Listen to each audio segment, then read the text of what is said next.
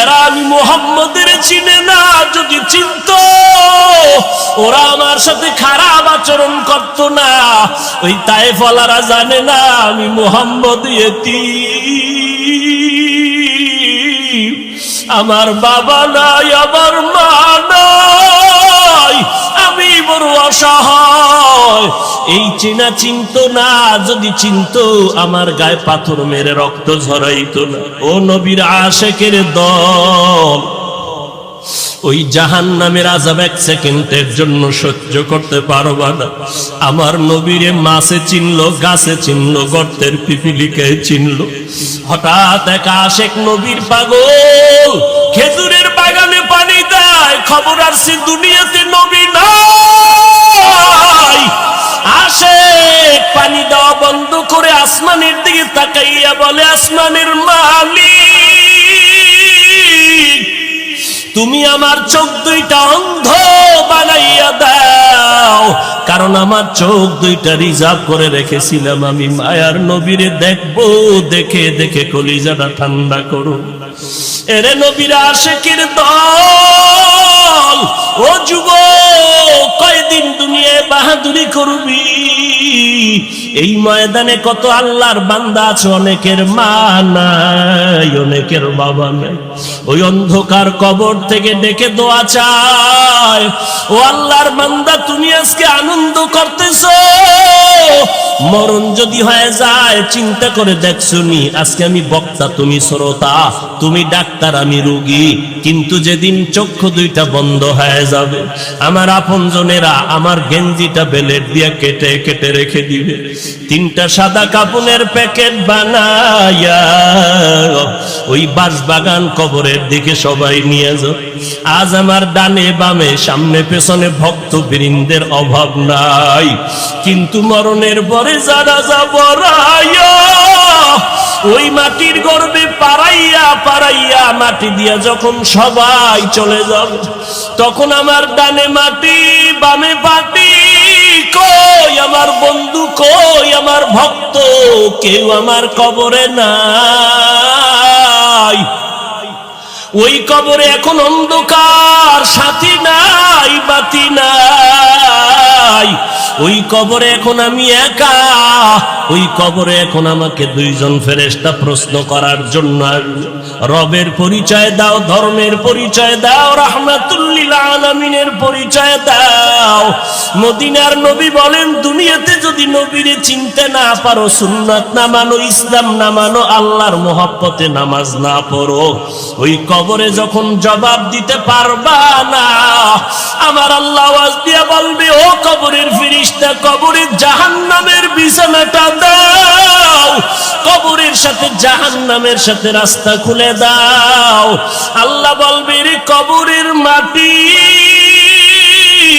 এই গুনাহগারের দুই পার্শ্ব থেকে জোরে জোরে চাপ দাও।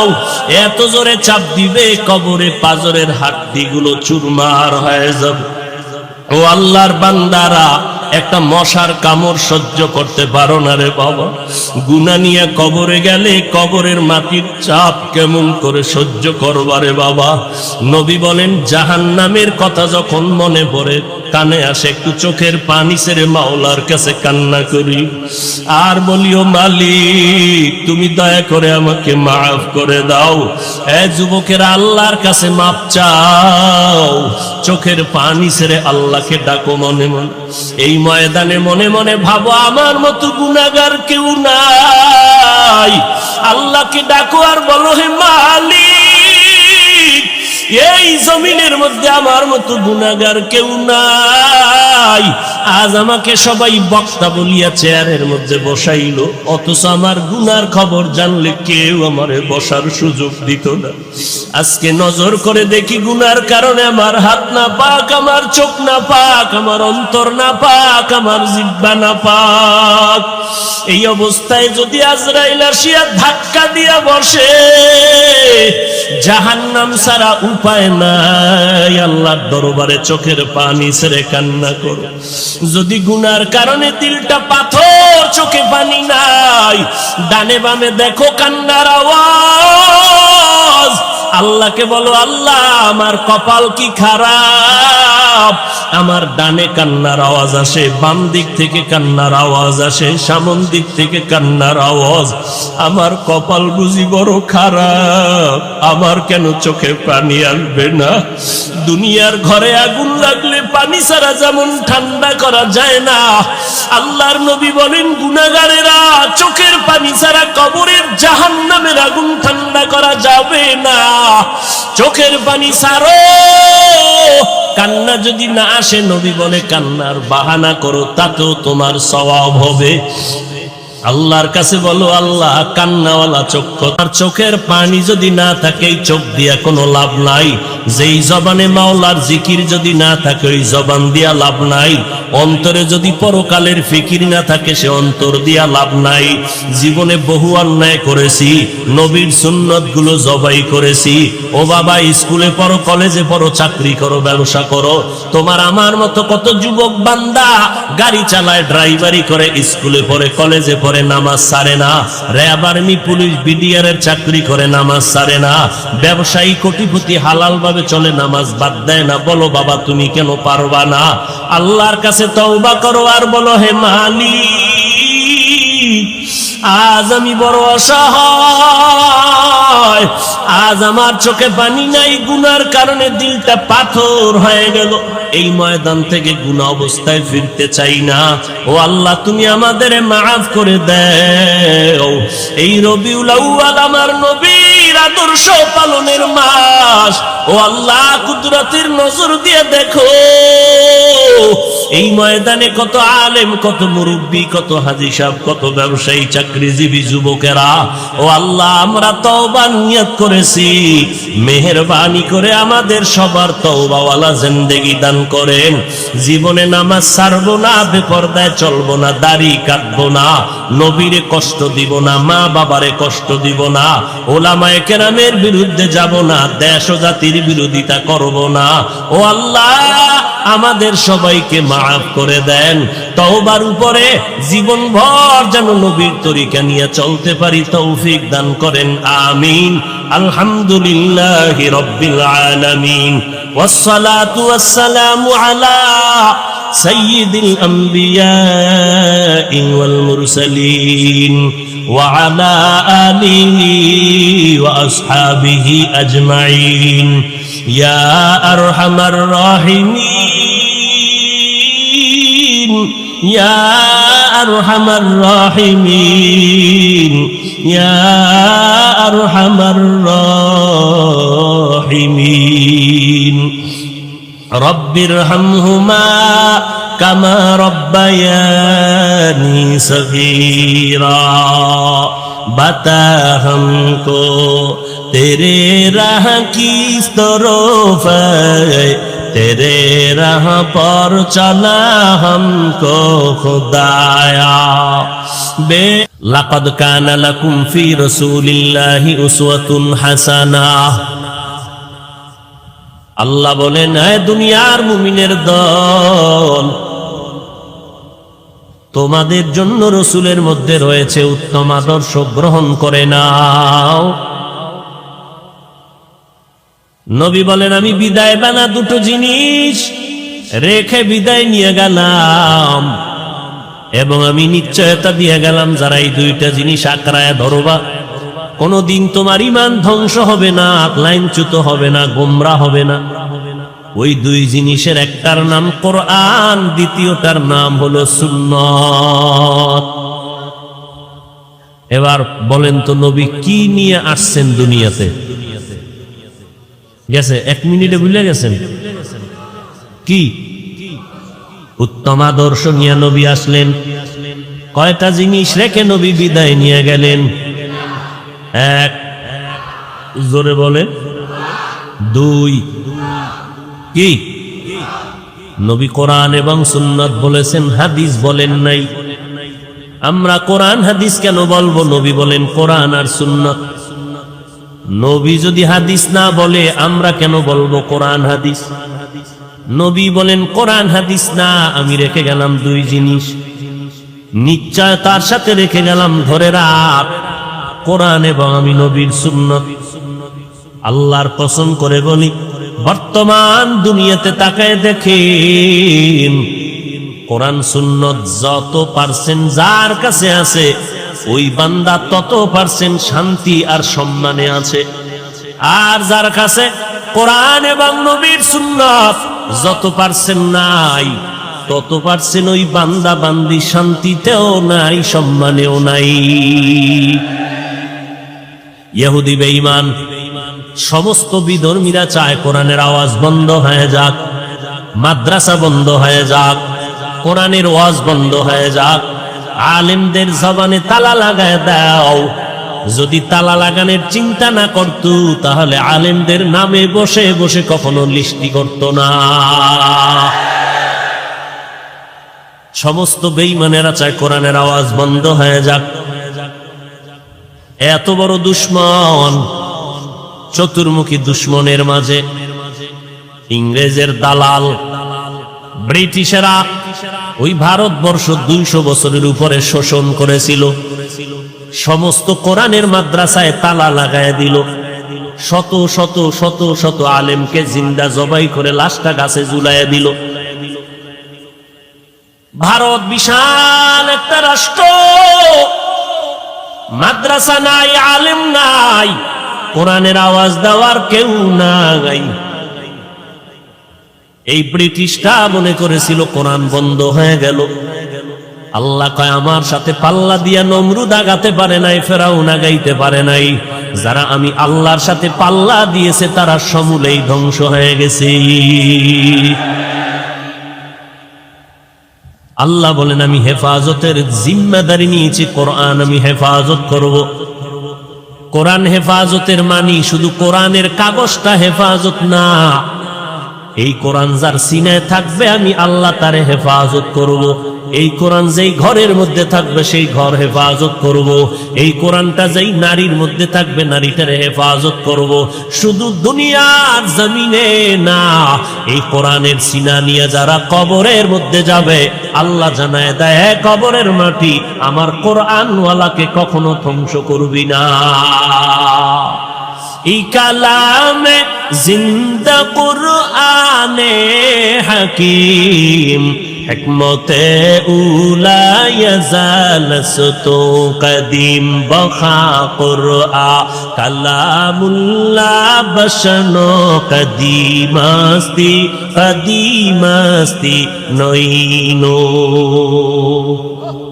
আল্লাহর কালাম হেফাজত করবেন আল্লাহ। যত বন্ধ হয়ে গেল, আজ ভারতের মধ্যে তাকায় দেখেন মাদ্রাসা আছে না নাই? এমন এক মাদ্রাসা তৈরি হয়ে গেল, দেওবন্দের জমিনে এমন এক মাদ্রাসা তৈরি হলো। কাসেম নানতবী মাদ্রাসা প্রতিষ্ঠা করলেন। কেমন মাদ্রাসা? পয়গম্বরে আরবি স্বপ্ন যোগে দেখাইয়া দেয়, লাঠি হাতের মধ্যে নিয়া রেখা টেনে দিলেন আর বললেন, কাসেম আমি মুহাম্মদের রেখার উপরে মাদ্রাসা করে নাও। কাসেম নানতবী বলেন, আমি ঘুম থেকে উঠা দেখলাম মদিনাওয়ালা নবী যেই লাঠি মুবারক দিয়ে রেখা টানলেন, জমিনের উপরে পুরা সে রেখার অংশ দেখা যায়। রসুলের স্বপ্নে দেখানো রেখার উপরে মাদ্রাসা। দিন দিন দিন দিন তার আলো বাড়তেছে, কেউ কমাইতে পারে না। দুনিয়ার যে কোনো প্রান্তে যাবেন, দেওবন্দের ফুলের ঘ্রাণ সেখানে একটু না একটু পাবেন। কথা ঠিক নেই? দেওবন্দের ঘ্রাণ সেখানে আছে। এই দেওবন্দি এমন একটা ফুল, এই ঘ্রাণটা যার নাকে লাগবে সে আল্লাহর গোলাম হতে বাধ্য হয়ে যায়। কারণ এরা কাউকে গালি দেয় না, এরা কারো বিরুদ্ধে সমালোচনা করে না। কিন্তু যারা আল্লাহ, নবী, কোরআন, হাদিস নিয়ে কথা কয়, ইসলাম নিয়ে বলে, এদের ব্যাপারে দেওবন্দের ফুল কখনো চুপ থাকতে পারে না। মাদ্রাসা কমছে না বাড়ছে? বলেন। নাস্তিকরা কয় মাদ্রাসা কমায় দাও, ব্যাঙের ছাতার মতো মাদ্রাসা বেড়ে গেল। কিন্তু আমি বলতেছি না, এমন একটা গ্রাম নাই যেখানে মাদ্রাসা নাই। এরকম বহু গ্রাম এখনো আছে। ও আল্লাহর বান্দা, এই মাদ্রাসাগুলোতে যারা লেখাপড়া করে, সরকার একটা টাকা দেয় না, জনগণ কম বেশি দান সদকা করার মাধ্যমে এরা ইলম শিখে। 24টা ঘন্টা মাদ্রাসাওয়ালারা আপনার আমার সন্তানকে পাহারা দেয়। আব্বা আম্মা যেইভাবে ট্রেনিং দিতে না পারে, মা উস্তাদরা দিয়া, কেমনে খানা খাইবা উস্তাদ ধরে ধরে দেখায় দেয়, কেমনে জুতা পরবা উস্তাদ শিখায় দেয়। 3 বছর সন্তান মাদ্রাসায় পড়ার পরে মনে হয় জানো জুমার মসজিদের খতিবের যোগ্যতা হয়ে গেল এবং একজন সফল জানাজার ইমামতির যোগ্যতা অর্জন করে ফেললো। মুরব্বী দেখলে আগে সালাম দেয়, সুযোগ পাইলে জুতা 2টা সোজা করে দেয়, যেখানে সেখানে প্রস্রাব করে না, থুতু নিক্ষেপ করে না, ময়লা ফালায় না। মুরব্বী দেখলে আগে আগে সালাম দেয়, মোনাজাত দিয়া মাওলার কাছে কান্না করে দোয়া করে। রাত্র যখন 10টা বেজে যায় এর আগে বাচ্চাটা ঘুমাইতে পারে না, আবার ফজরের আজানের 1 ঘন্টা আগে উঠিয়া ঠান্ডা পানি দিয়া ওযু বানাইয়া আবার এই বাচ্চাগুলো কোরআন পড়তে বসে যায়। অতএব এই বাচ্চাদের কোরআন পড়া নিয়া, এই হেফজখানা মাদ্রাসা নিয়া যারা বাজে মন্তব্য করবে তারা ইসলামের দুশমন, তারা হক না বাতিল। ইলমে রা'জাজ করদান বেহিসাব, খলকেরা দাদন জওয়াবে বাসওয়াব, আপনা দারদ দোস্তে খলকা জারেরা, মিস্তে ই খসলত একে দিনদারেরা। বলেন আমার নবী কি নিয়ে আসছেন? গেছে ভুলে গেছে। উত্তম আদর্শ নিয়ে আসলেন। কয়টা জিনিস রেখে নবী বিদায় নিলেন? প্রথম নম্বরে, আরো জোরে বলেন, দ্বিতীয় হলো সুন্নত। নবী হাদিস কেন বলেন নাই? ভালো করে শুনে নেন, কোরআন হাদিস, কোরআন হাদিস, কোরআন হাদিস আমরা বলি। নবী কয় না আমি 2টা জিনিস রেখে গেলাম, কোরআন আর সুন্নত। হাদিস কেন বললেন না? তার 1 নাম্বার কারণ, কোরআন বললে হাদিস বলার কোনো প্রয়োজন হয় না, কারণ কোরআন বুঝার জন্য হাদিস লাগবে, কারণ হাদিস হলো কোরআন বুঝার ব্যাখ্যা। 2 নাম্বার জবাব, হাদিসের কথা কেন বলেন নাই? কারণ সারা দুনিয়ার মানুষ আমার পয়গম্বরের লক্ষ লক্ষ রেখে যাওয়া হাদিস এক টেবিলে কখনো জমা করা সম্ভব না। আর যদি জমাও করে ফেলে হায়াতের শেষ পর্যন্ত সব হাদিসগুলো পড়িয়া শেষ করতে পারবে না। আমল করবে তো পরের কথা, পারবে? পারবে না। আর হাদিস আমল করা বান্দার জন্য আবশ্যকীয় না। কোন মানুষ হাদিস যদি বলে আমি সব হাদিস আমল করব, কোনোদিন সম্ভব না। বরং আমল করতে হবে একমাত্র সুন্নতের, হাদিসের নয়। 3 নাম্বার কারণ, নবী সুন্নত বললেন কেন? নবী সুন্নত বলে ইশারা দিলেন, দুনিয়ার মানুষ হাদিস বললে শুধু কিতাব দেখলে যথেষ্ট। আমি সুন্নতের কথা বলে ইশারা করে গেলাম, কিতাব দিয়া হবে না, ব্যক্তির অনুসরণ করতে হবে।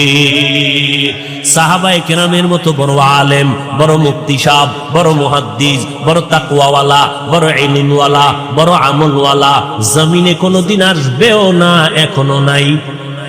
আছে? নাই। ওই সাহাবায়ে কেরাম ইলম অর্জন করে আমল করার পর এত ইলম আল্লাহ তাদের দান করলেন। ও নবীর আশিক, এরপরও তারা নবীর দরজা ছাড়েন না। খানার খবর নাই, ঘুমের খবর নাই, কোথায় সন্তান, কোথায় ঘর, কোথায় বাড়ি, কোনো চিন্তা নাই। রাহমাতুল লিল আলামিনের পেছনে একটু সময় ব্যয় হয়ে গেলে আমার কলিজা ঠান্ডা হয়ে যাবে। নবীর দরবার থেকে 1 চুল পরিমাণ পিছনে যান না। নবী কেমনে পানি পান করেন দেখেন আর আমল করেন। সাহাবায়ে কেরাম দেখেন আমার নবী জুতা কেমনে পরিধান করলেন, ওইভাবে দেখে দেখে সাহাবায়ে কেরাম আমল করেন। আমার নবী কেমনে হাঁটেন, সাহাবায়ে কেরাম দেখেন আর আমল করেন। আমার নবী কেমনে পাগড়ি বাঁধেন, নবীজির অনুসরণ সাহাবায়ে কেরাম দেখে দেখে আমল করলেন। আমার নবী কেমনে নামাজে দাঁড়ান, কেমন করে রুকু করেন, কেমন করে সিজদা করেন, দেখে দেখে আমল করেন। আমার নবী খানা খাইতে কেমনে বসেন, খানার লোকমাটা কেমনে দেন, সাহাবায়ে কেরাম দেখে দেখে আমল করেন। আমার নবী কিভাবে মানুষের সাথে ব্যবহার করেন, সংসার কেমনে চালান, আমার নবী সব দেখায় দেয়, আর সাহাবায়ে কেরাম দেখে দেখে আমল করেন। এলেম আছে, হাদিস আছে, কোরআন আছে, এরপরও নবীরে দেখে আমল করে বুঝায় দিল। ব্যক্তি না দেখলে আমল করা সম্ভব না। সাহাবায়ে কেরাম নবীরে দেখে আমল করলেন। সাহাবায়ে কেরাম বলেন আমাদের দেখে দেখে তাবেঈনরা আমল করলেন। তাবিনদেরকে দেখে তাবিনরা আমল করেছেন। তাবিনদেরকে দেখে উলামায়ে মুতাকাদ্দিমিনরা আমল করেছেন। উলামায়ে মুতাকাদ্দিমিনদেরকে দেখে দেখে উলামায়ে মুতাআখিরিনরা আমল করেছেন। উলামায়ে মুতাআখিরিনরা আমল করেছেন, আর তাদেরকে দেখে দেখে আমাদের আকাবিরিন, আমাদের মুরব্বিরা, আনোয়ার শাহ কাশ্মীরি, কাসেম নানতবি, রশিদ আহমদ গঙ্গুহি, হুসাইন আহমদ মদনী, এরা দেখে দেখে আমল করেছেন। আমরা আবার তাদের ছাত্রদেরকে দেখে, আমাদের যারা মুরব্বী আলেম উস্তাদ, এদেরকে দেখে দেখে আমরা আমল করেছি। ও উম্মতেরা শুনে নাও, তোমরাও যদি সুন্নতের আমল করতে চাও, নবী বলেন একটা দল আমি রেখে গেলাম জমিনে, এদের অনুসরণ করিয়া তোমরা আমল করে করে সুন্নতওয়ালা হয়ে যাও। এই একটা দলের নাম হলো আমি পয়গম্বরের চূড়ান্ত বন্ধু উলামায়ে আহলে হক। ওলামায়ে, তবে সাবধান, ওলামায়ে আহলে হকের ধান্দায় পড়িয়া ওলামায়ে আহলে বাতিলের কাছে যেন না যাও। কারণ এই জমিনের মধ্যে ওলামা নামের একদল থাকবে, তারা বাতিল। তারা কি? বাতিল। একটু আগে কিন্তু ইশারা দিয়ে গিয়েছি ওলামায়ে আহলে বাতিল কারা। এদের লেবাস পোশাক কিন্তু এক, স্বর্ণের কালার ডিজাইন যেমন এক, সিটি গোলের কালার ডিজাইন যেমন এক, দোনোটার পার্থক্য করার কোনো ব্যবস্থা নাই। ডিজাইনও এক, কালারও এক, স্বর্ণ আর সিটি গোল। এটা যদি নির্ণয় করতে চাও, দামেও ব্যবধান আছে, মানেও ব্যবধান আছে। ঠিক বাবা, আহলে হক উলামা আর বাতিল উলামা দেখতে কিন্তু একই কোয়ালিটির, পাগড়িও লাগায়, এরাও কিন্তু জামা পরে, দাড়িটাও লম্বা, এরাও কিন্তু মদিনার গান গায়। তবে সাবধান, একই দিকে মনে হচ্ছে দৌড়াইতেছে। ভালো করে জানেন, ইউসুফ নবীরে জুলাইখা দরজার মধ্যে আটকাইয়া, এবার জুলাইখা ডাক দিয়ে কয়, ও ইউসুফ, মনের আশাটা পূরণ করে দাও। ইউসুফ নবী বলেন, খবরদার, অসম্ভব, এই কথা দ্বিতীয়বার বলবা না। জুলাইখা ডেকে বলে, ইউসুফ তুমি যতই টাল বাহানা করো, সম্ভাবনার সব দরওয়াজায় তালা লাগাই দিয়েছি। ইউসুফ নবী আল্লাহর কাছে সাহায্য চাইলেন। ইন্নান নাফসা লাআম্মারাতুন বিসসু ইল্লা মা রাহিমা রাব্বি ইন্না রাব্বি গফুরুর রহিম। আল্লাহ গো, তুমি আমাকে দয়ার নজরে সাহায্য করো। আল্লাহ ইউসুফ নবীরে জবাব শিখাইয়া দিলেন অন্তরের ভেতরে। ইউসুফ ডেকে বলে, জুলাইখা, দরওয়াজায় তালা লাগাইছো তুমি, ধাক্কা দিব আমি, দরজা খুলবেন আমার আল্লাহ। ঠিকই দরজায় ধাক্কা দিলেন, দরজা খুলে গেল, তালা ভেঙ্গে গেল। ইউসুফ নবী নিচে দৌড়ায়, জুলাইখাও নিচে দৌড়ায়। ইউসুফ যেই দিকে দৌড়ায়, জুলাইখাও ওই দিকে দৌড়ায়। দোনোজনার দৌড় ভিন্ন দিক না একদিক। জোরে বলেন, উদ্দেশ্য দোনোজনার এক না ভিন্ন? ইউসুফ দৌড়াইতেছে গুনাহ থেকে বাঁচার জন্য, আর জুলাইখা দৌড়ায় ইউসুফের গুনার বেড়া জালে আবদ্ধ করার জন্য। দোনোজনে একই দিকে দৌড়ায়, তবে দোনোজনার উদ্দেশ্য কিন্তু এক না। ঠিক এ বান্দারা, সব আলেম ওলামা টুপিওয়ালারা, আহলে হকেরাও মদিনার গান গায়, বাতিলেরাও মদিনার গান গায়। তবে সাবধান, সবার গানের উদ্দেশ্য এক না। আহলে হক আলেম ওলামারা এরা ইসলামের গান গায় জান্নাত পাওয়ার জন্য, নবীর দিদার পাওয়ার আশায়, আল্লাহর মোহব্বতের জন্য। আর ইসলামের ব্যানার লাগাইয়া বাতিলেরা ইসলামের গান গায় আল্লাহ পাওয়ার জন্য না, ক্ষমতার চেয়ারে বসার জন্য। আছে না নাই? হ্যাঁ, অভাব নাই। আল্লাহ হেদায়েত দান করুন। ভাইরা আমার, আল্লাহর নবী বুঝায় দিলেন, হাদিস না বলে সুন্নাত বলার 3 নাম্বার কারণ, কিতাব দেখলে হবে না, ব্যক্তির অনুসরণ করবা, তবে ব্যক্তি উলামায়ে আহলে হক বাতিলের কাছে যাইবা না। এই তো কয়েকটা নমুনা বললাম, নিরপেক্ষ আর একটা নমুনা সংক্ষেপে বলি সাধারণ মানুষের জন্য। যেই সমস্ত আলেমের আমল ভালো, যাদের বয়ানে দেখবেন বেআমলওয়ালারা আমলওয়ালা হয়, যাদের বয়ানের মাধ্যমে মানুষ আমলওয়ালা হয়, সুন্নতওয়ালা হয়, মোনাজাতে কান্না আসে, দিলটা নরম হয়, বুঝে নাও এরাই আহলে হক। কান্না আসা এত সোজা? পুলিশে আসামি ধইরা এমন ভিডা লাগাইছে, আসামি শুধু চিৎকার দেয় কিন্তু চোখে কি নাই। আর ওয়াজের প্যান্ডেলে একজন আহলে হক আলেম বয়ান করে, চোখের পানি ছেড়ে বয়ান করে, 200 হাত দূরে একটা যুবক হাউমাউ করে কান্না করে। ও গাজীপুরের মুসলমান, আমগো টুপিওয়ালারে যারা বোকা বলে বলে তুচ্ছ করো, তুমি বুদ্ধিজীবী জবাব দাও। আসামি থানায় নিয়ে পুলিশে পিটায় কান্দে না, ওয়াজের প্যান্ডেলে আল্লাহওয়ালারা বয়ান করে, 200 হাত দূরে বইয়া যুবক হাউমাউ করে চিল্লাইয়া কান্না করে। কেন? বল ওরে কে মারলো, কে ওকে আঘাত করলো? একটু চিন্তা যদি করো তখন দেখবা কোন বুদ্ধিজীবীর বুদ্ধি কাজে লাগে না। হুজুরেরা বোকা, এদের কোনো বুদ্ধি নাই। ও আল্লাহর বান্দা, খোদার কসম করে বলি, এই জমিনের মধ্যে নিরঙ্কুশ বুদ্ধির এক গাইডের নাম কোরআন। আর এই কোরআন যার মধ্যে আছে সেই হলো জগতের শ্রেষ্ঠ বুদ্ধিজীবী। একই পাতিলে ভাত রান্না করেন আমার আম্মা জান, তরকারি রান্না করেন আমার আম্মা জান, একই মশলা দিয়া খানা পাকাইলেন আমার আম্মা, ওই খানাটা আব্বা খাইলেন, আম্মা খাইলেন, আমিও খাইলাম, আমার ভাই বোনেরা খাইলো। ও গাজীপুরের মাথাওয়ালা বুদ্ধিজীবীরা বলো, একই তরকারি একই ভাত আম্মা জান রান্না করার পরে আব্বা আম্মা খাইয়া দিন দিন দুর্বল হয়ে যায়, আর আমরা সন্তানেরা খাইয়া এত শক্তিশালী হই কেন বলো? বুদ্ধি খাটাও। গরুটায় সারাদিন ঘাস খেরকুটা খাইতেছে, তাকাইয়া দেখো, কিন্তু পিওর সাদা দুধ এই গরুর থেকে কেমনে বের হইতেছে তাকায় দেখছুন। যেই দুধের মধ্যে কোনো ভেজাল নাই। পয়গম্বর বলে বেশি বেশি দুধ পান করো, গাভীর দুধ পান করো, ব্রেন বেড়ে যাবে।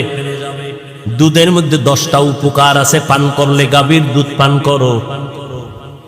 আল্লাহর নবী বলেন দুধ পান করার সময় দোয়াটা পড়বা, আল্লাহ তুমি বরকত বাড়ায় দাও। এইভাবে দোয়া করে দুধ পান করো। নজর করে দেখছো, প্রতিদিন সকালবেলা গাভীর কাছে যাও, বাচ্চাটারে সরাইয়া নিজের পাত্রে ভরে 20 কেজি দুধ ঘরে নিয়ে গেলা। আগামীকালকে একটু টেস্ট করো, আমার মাওলার কুদরত 20 কেজি দুধ দিয়া যেই গাভীটা তোমারে খুশি করে ফেললো, ওই গাভীটার কাছে যাইয়া বালতিটারে ফালাইয়া দাও, পাত্রটারে ফালাইয়া দাও, ওলানটারে ছুরি দিয়া কাটো, দেখো তুমি আধা কেজি দুধ বের করতে পারোনি। কাদের কুদরত দারি বার কামাল, আন্তা রব্বি আন্তা হাসবি যুল জালাল, তুহি কাদের জলিলুল্লাহ জাহাদার, বহর হালে তুহি মেরা নেগাহদা। নবী কি নিয়ে আসছেন বলেন না কেন? এবার উত্তম আদর্শ কি জিনিস একটু বোঝার চেষ্টা করি। নবী উত্তম আদর্শ নিয়ে আসছেন মক্কার জমিনে এমন একটা ইমেজ, এই সময় মক্কার মানুষের মতো চূড়ান্ত চরিত্রহীন পৃথিবীর মধ্যে আর কোথাও ছিল। এতটাই খারাপ মক্কার মানুষ, ইতিহাস জানায় দেয় এরা চূড়ান্ত জমিনের নিকৃষ্ট বর্বর। বাইতুল্লাহর মধ্যে 360টা মূর্তি টানানো। ওই মক্কার কাফের মুশরিকেরা নারী পুরুষ উলঙ্গ হইয়া বাইতুল্লাহরে তাওয়াফ করে। নারী আর পুরুষ অবাধে চলে, যুবক যুবতী যৌবনের আদান প্রদান করে, কোনো ডাইন বাপ নাই।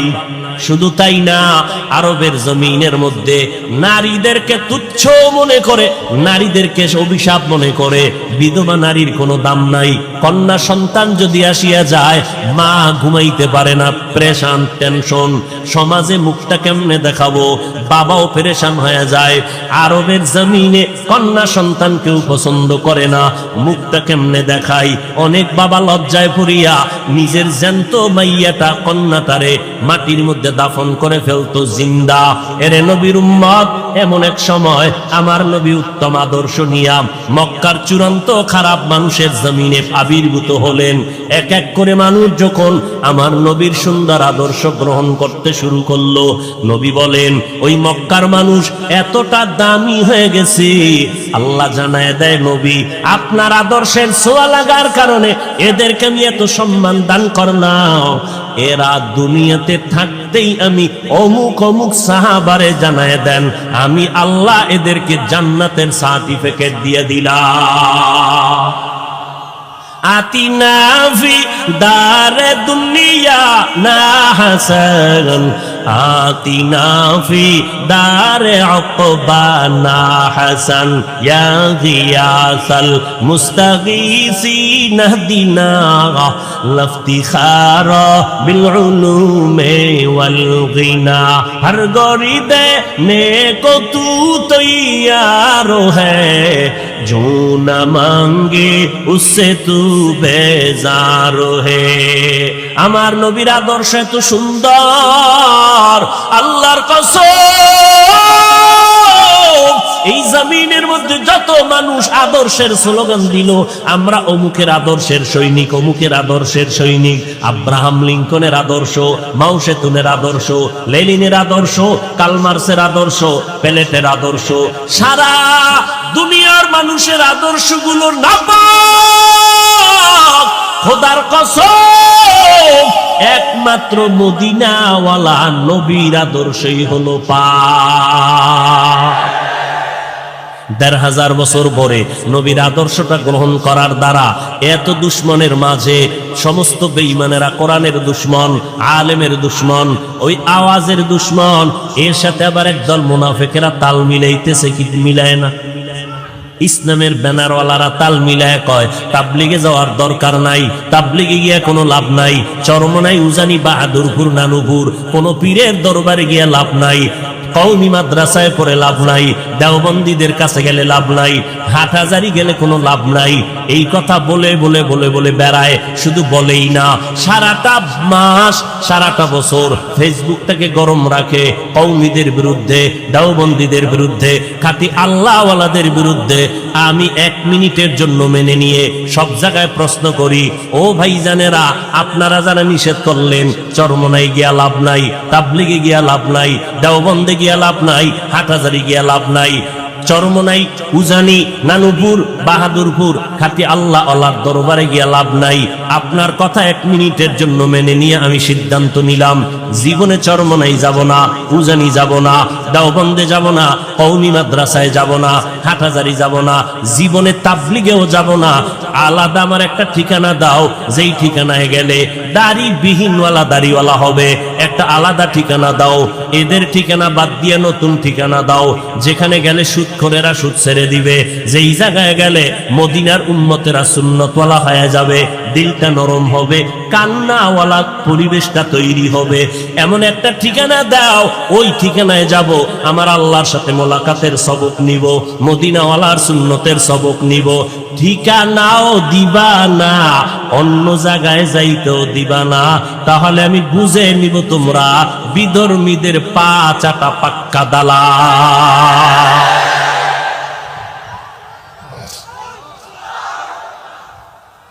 ভাইরা আমার, যাব না, চরমনাই যাব না, তাবলিগে যাব না, দেওবন্দে যাব না, কওমিতে যাব না, আলাদা ঠিকানা দাও।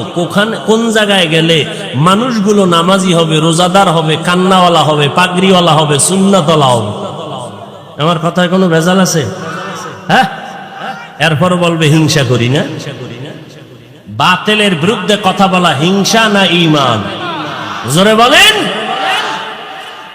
আর আমরা যারা চরমনাই, তাবলিগ, দেওবন্দি চিল্লাই, আমরা কি বলি? দেওবন্দে না গেলে গুনাহ হবে, তাবলিগে না গেলে গুনাহ হবে। একবারও বলেছি? সমস্যা কি? আমরা তো কখনো বলি নাই কওমি মাদ্রাসায় না পড়লে গুনাহ হবে। একবারও বলি নাই আমরা দেওবন্দি তাবলীগে না গেলে গুনাহ হবে, একবারও বলি নাই। সারাটা বছর চিল্লাইয়া মানুষের পায়ে ধরে ধরে ধরে ধরে বয়ান করি। বয়ান করার স্লোগান মাত্র দুইটা স্লোগান। ও গাজীপুরের মুসলমানেরা, দুনিয়ার জমিনে যতদিন আমরা বেঁচে থাকব গোলামি করব আল্লাহর, আদর্শ মানব মদিনাওয়ালা নবী। কোন পীরের আদর্শ মানব, কোন নেতার আদর্শ মানব না, কোন দলের আদর্শ মানব কার? তুকু যাও সুন্নতে আহমদ কুজা পা মুহাম্মদ কাইবুয়াদ নিসবতরা। পয়গম্বরের সুন্নতের আদর্শের মতো আর দামি আছে? দেখেন এ যুবকেরা, তাকায় দেখ, অনেকে মনে মনে মনে মনে ভাবতেছো রে বাবা, মনে মনে বলতেছো হুজুরদের কথা মতো মদিনার নবীর আদর্শ যদি মানিয়ে চলি, আমগো চলার স্বাধীনতা থাকবে না, লেখাপড়ার স্বাধীনতা থাকবে না, আমাদের সংসারের স্বাধীনতা থাকবে না। ও আল্লাহর বান্দারা, একটু আল্লাহর মোহাব্বতে, আল্লাহর দেওয়া জ্ঞান দিয়ে একটু চিন্তা করো। গরু ছাগলের তো আল্লাহ চিন্তা করার মতো মেধা দান করেন নাই, মানুষকে চিন্তা করার মতো মেধা আল্লাহ দান করেছেন। চিন্তা করে আমাকে একটু জবাব দাও। তোমাদের নজরের কথা বলছি, গোপন কোনো কথা না। আমরা যারা নবীর তরিকায় নামাজ পড়ি, পর্দা করি, হালাল খাই, মা বাবার খেদমত করি, ওলামায়ে আহলে হকের পরামর্শ নিয়ে নবীর সুন্নতের আমল করি, ও ভাইজানেরা, আপনারা যারা নামাজ পড়েন না, পর্দা করেন না, নবীর সুন্নতের আমল করেন না, আপনারা যারা হালাল ভাবে চলেন না, বলেন আমরা আপনাদের কারণে, আপনাদের তুলনায় কি পরিমাণ ডাউনে আছি, আর আপনারা স্বাধীন স্বাধীন বলিয়া নবীর তরিকা জবাই করিয়া কি পরিমাণ উপরে আছেন, আপে আছেন। আপনি জবাব দিতে পারবেন না, সেই হিম্মত আপনার অন্তরে এখনো নাই। আমি জবাব দেই, মিলাইয়া দেখেন ঠিক আছে নি? অযুবকের দলেরা, ও জ্ঞানী মানুষেরা, একটু চিন্তা করে দেখবেন, আমরা যারা নবীর তরিকা মানতেছি, আপনাদের তুলনায় তো আমরা পরাধীন নাই, স্বাধীনতা আমগত নষ্ট হলো না। নিজে হিসাব করে মিলাইয়া দেখলাম, আপনারা যেমন 3 বেলা খানা খান, আমরা নবীর তরিকা ঠিক রাখিয়াও তো 3 বেলা খাই, বরং পিওর খাই, আরো বেশি ভালো ভালো খাই। নাম্বার 2, আপনারা নবীর তরিকা বাদ দিয়া ব্যবসা করেন, চাকরি করেন।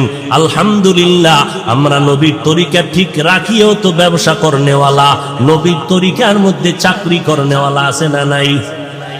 আপনারা নবীর তরিকা বাদ দিয়া বিবাহ শাদী করেছেন, সন্তান নিয়েছেন। আমরা নবীর তরিকা ঠিক রাখিয়া বিবাহ শাদী করেছি এবং সন্তান নিয়েছি। আপনারা নবীর তরিকা বাদ দিয়া দেশ বিদেশ স্বাধীনভাবে সফর করেন, আমরাও তো নবীর তরিকা ঠিক রাখিয়া দেশ বিদেশ স্বাধীনভাবে সফর করি। বলেন আমরা কোন দিক থেকে নিচে পড়ে গেলাম, আপনারা কোন দিক থেকে উপরে উঠিয়া গেলেন? ও নবীর উম্মতের দলেরা, আমরা তো স্বাধীনভাবে জমিনের মধ্যে আছি। ও আল্লাহর বান্দা, চেয়ারম্যান সাহেব দেখা হলে কয় হুজুর সালাম দোয়া করবেন, এমপি সাহেব দেখা হলে বলে হুজুর সালাম দোয়া করবেন, মন্ত্রী মহোদয় দেখা হলে বলে হুজুর সালাম দোয়া করবেন। বলেন আলহামদুলিল্লাহ, এই কোরআন আর নবীর সুন্নতওয়ালারা এই বর্তমান পৃথিবীর মধ্যে এত বিপদের মধ্যেও এরা বিন্দু থেকে অসম্মানে নাই। সম্মান দেয়ার মালিককে আরো জোরে বলেন। তাহলে আপনি কেন বলবেন নবীর তরিকা মানলে স্বাধীনতা থাকবে না? এবার বলবেন ভাই, আপনাদের মতো কি আমরা হতে পারবো না? আপনাদেরকে একবারও আমি বলি না আমাদের মতো হইয়া যান, একবারও বলি না রে বাবা। স্কুলে যারা পড়েন আলহামদুলিল্লাহ, কলেজে যারা লেখাপড়া করেন আলহামদুলিল্লাহ, ডাক্তারি পড়েন আলহামদুলিল্লাহ, ইঞ্জিনিয়ারিং পড়েন আলহামদুলিল্লাহ, যারা ব্যবসা করেন আলহামদুলিল্লাহ, যারা চাকরি করেন আলহামদুলিল্লাহ। ওই রাস্তাটা থেকে আপনার আসার দরকার নাই। কেউ যদি ডাকে আপনি আসবেন না, কারণ আমার মাদ্রাসায় আলেম ওলামা মুফতি মুহাদ্দিস তৈরি হওয়ার ছাত্রের অভাব নাই, কিন্তু আমার দেশে বড় অভাব। আদর্শবান মুসলমান ডাক্তারের অভাব, আদর্শবান মুসলমান ইঞ্জিনিয়ারের অভাব, আদর্শবান মুসলমান এসপিডিসির অভাব, আদর্শবান মুসলমান একজন ডাক্তারের বড় অভাব। আর যদি আমার বাংলাদেশের প্রত্যেকটা থানা জেলার মধ্যে সব এসপি ডিসি ওসি সাহেব 5 বেলার নামাজি হইতো, আমগো বয়ান করতে কোনো টেনশন করা লাগতো না। কথা ঠিক নেই? ওরে আল্লাহর গোলাম, নজর করেছো? প্রধানমন্ত্রী কওমি মাদ্রাসার সনদের স্বীকৃতি যখন দিবে, মাথাটা গরম হয়ে গেল। নাস্তিকরা কয়, প্রধানমন্ত্রী আপনার মাথা খারাপ, কওমিওয়ালাদের সনদ দিবেন কেন? এদেরকে দিয়ে লাভ কি? তিনি বললেন, এরা আমাদের দেশের সন্তান, এরা তো টাকা আমাদের থেকে নেয় না, জনগণের কলিজার মোহব্বত দিয়ে তারা কোরআন শিখে। আজকে দুনিয়ার মধ্যে তারা মাথা উঁচু করে দাঁড়ানো। এরে নবীর আশেক যখন এই কথা বলল, যুক্তির সামনে সব মাথা নত করে ফেললো। তন্ন তন্ন করে তদন্ত করে দেখলো, কোন মাদ্রাসায় অস্ত্র নাই, কোন মাদ্রাসার ছাত্ররা বিড়ি টানে না, গাঞ্জা খায় না, মদ পান করে না। এরা অল টাইম পকেটের মধ্যে হাত দিয়ে দেখে, এক জায়গায় তসবিহ, আর এক পকেটের মধ্যে মেসওয়াক, আর এক পকেটের মধ্যে টিস্যু পেপার। এরা বাথরুমে গেলে টিস্যু ব্যবহার করে, এরা মেসওয়াক করিয়া ওযু করিয়া নামাজ পড়ে। রাতের বেলা গোপনে গোপনে তদন্ত করে দেখে, মাদ্রাসার বাহিরের ওয়াল থেকে কান্না লাগাইয়া দেখে, ভেতরে কান্নার আওয়াজ শোনা যায়। কি ব্যাপার, এত কান্নার আওয়াজ কে? নজর করিয়া দেখে, ছিদ্র দিয়ে তাকায় দেখে, বহু ছাত্ররা সেজদায় পড়ে মাওলার দরবারে কান্না করে, ও দয়ার মালিক,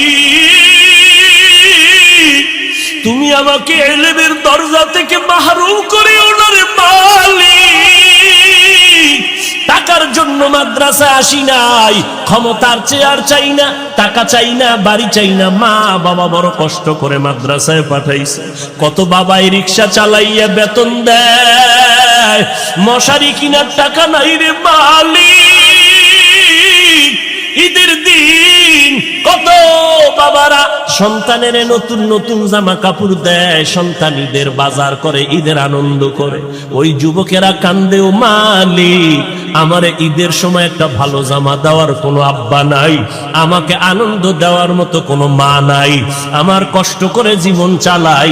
ও আল্লাহ, এলেম শিখতে আসছি, ফিরাইয়া দিয়েন না, এলেম বাড়ায় দেন, জেহেন খুলে দেন, আদো বলা জিন্দেগি দান করেন। বেয়াদবি যেন আমার দ্বারা কোনোদিন না হয়, মা বাবার সাথে মুরব্বীদের সাথে আচরণটা যেন ভালো হয়। ও আল্লাহ, তুমি আমাকে জেহেন খুলে দাও, এলেমের নূর সিনার মধ্যে দান করো। এত কষ্ট করে ছাত্ররা লেখাপড়া করে, সবাই তদন্ত করে সিদ্ধান্ত নিয়া তারা আবার মাইকে দাঁড়াইয়া কয়, এই জমিনে মাদ্রাসা জঙ্গি তৈরির কেন্দ্র না, বরং মাদ্রাসাই হলো আদর্শ মানুষ তৈরি করার ফ্যাক্টরি। এরে নবীর উম্মতের দল, চোখের সামনে তাকাইয়া দেখতেছো আল্লাহর কোরআনের কি বরকত, নবীর সুন্নতের আদর্শের কি বরকত। ও আল্লাহর বান্দা, তুমি ডাক্তারি পড়ো, ইঞ্জিনিয়ারিং পড়ো, কোনো বাধা নাই। তবে তোমার কাছে অনুরোধ হলো, এই রবিউল আউয়াল থেকে শিক্ষা নাও, আমার নবীর উত্তম আদর্শের মালাটা গলায় লাগাও।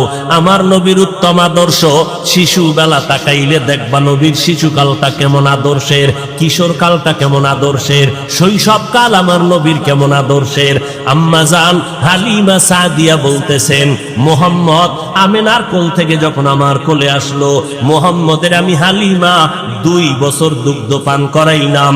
ওই মোহাম্মদের আমি বহু চেষ্টা করে দেখছি, মোহাম্মদ আমার একটা দুধ পান করে অন্য দুধটা মুখের মধ্যে নেয় না। কেন নেয় না? চিন্তা ভাবনা করে দেখলাম, আমি হালিমার আর একটা সন্তান আছে, বাচ্চা দুগ্ধ পান করে, আব্দুল্লাহ। মোহাম্মদ শিশু বেলায়ও ইনসাফ বজায় রেখে প্রমাণ করে দিল, আমার ভাইয়ের হক আমি নষ্ট করতে পারি না।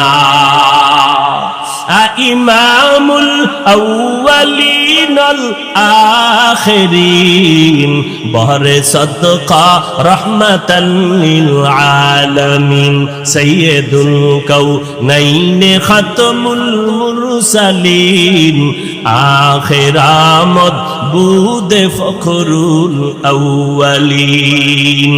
ও গো নবীর উম্মতেরা,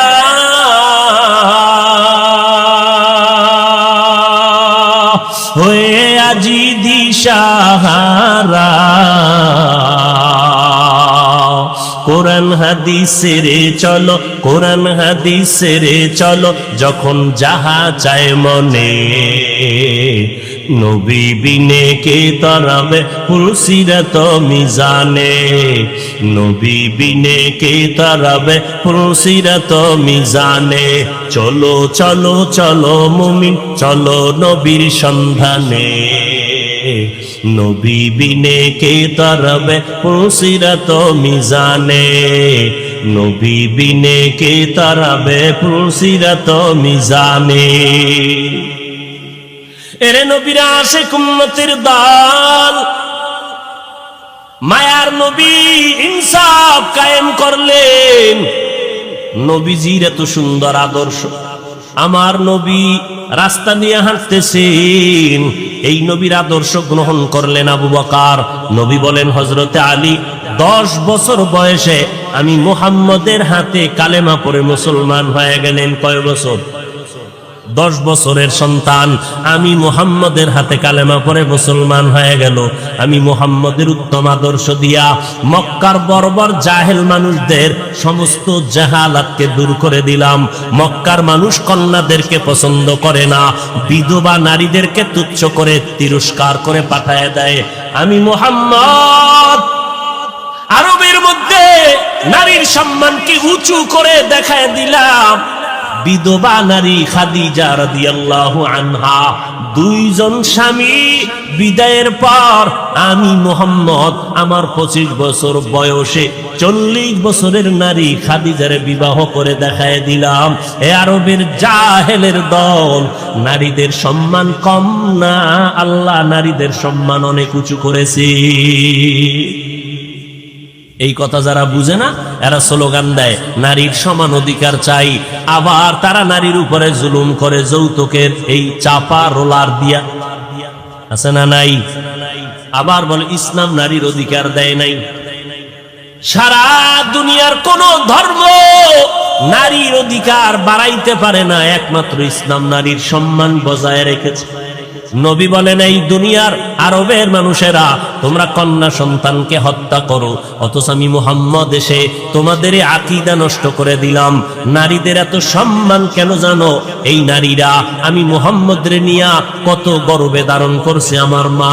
সমস্ত মায়েরা বাচ্চা গর্বে নিয়ে কষ্ট করে, খানা নাই, ঘুম নাই, এত কষ্ট করে সব নারীরা নবীদের মা, আলেমের মা, হাফেজে কোরআনের মা, সাহাবায়ে কেরামের মা, আল্লাহওয়ালাদের মা, বড় বড় বড় বড় দার্শনিকদের মা, বড় বড় বিজ্ঞানীদের মা। এই মায়ের সম্মান কোনোদিন তুলনা করা যাবে না। নারীদের সম্মান অনেক বেশি। ও দুনিয়ার মানুষ, কিয়ামত পর্যন্ত চাপাবাজি করতে পারবা, নারী আর পুরুষের কোনোদিন সমান অধিকার করতে পারবা না। পারবে কোনোদিন? নারীকে সমান যদি করতে চাও, তাহলে 1 বছর বাচ্চা তোমার স্ত্রী নিবে, আর 1 বছর তোমার পেটে বাচ্চা নাও, তো সমান হয়ে যাবে। সম্ভব? বলেন সম্ভব? এই চালাকি চলবে না।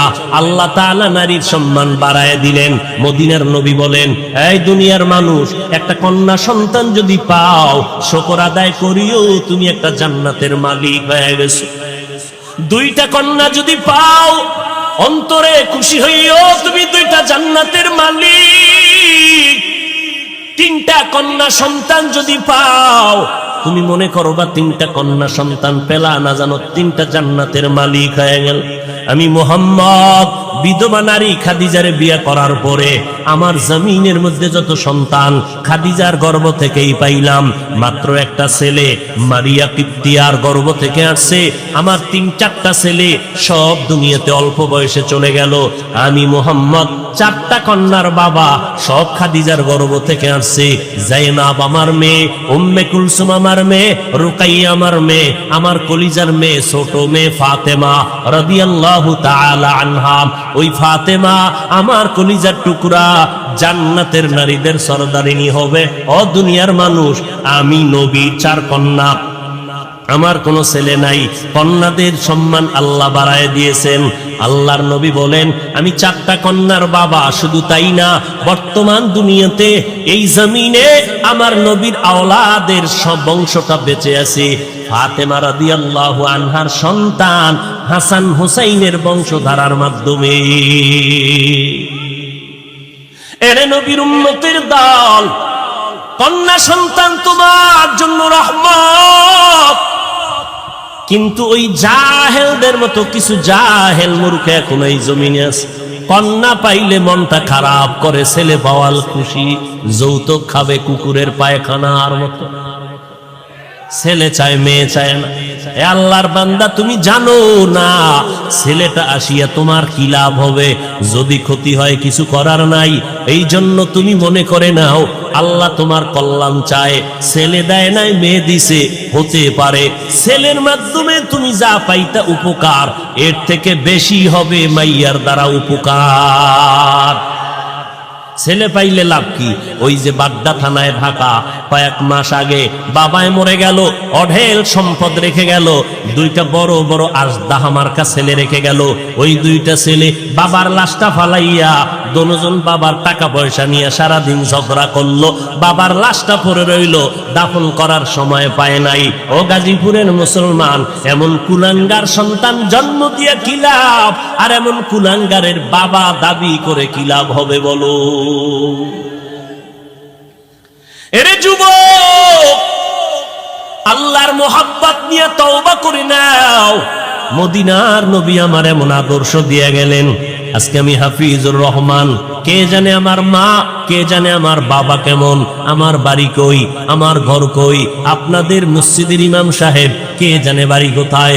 বড় বড় দামি মানুষগুলো তার কমানে উঠে আর বসে, তার ইশারায় নামাজটা পড়ে যায়। ও নবীর আশিক, আল্লাহ তাআলা সম্মান দিয়েছেন আমার ইলমের কারণে না, একমাত্র মদিনাওয়ালা নবীর আদর্শের বরকত।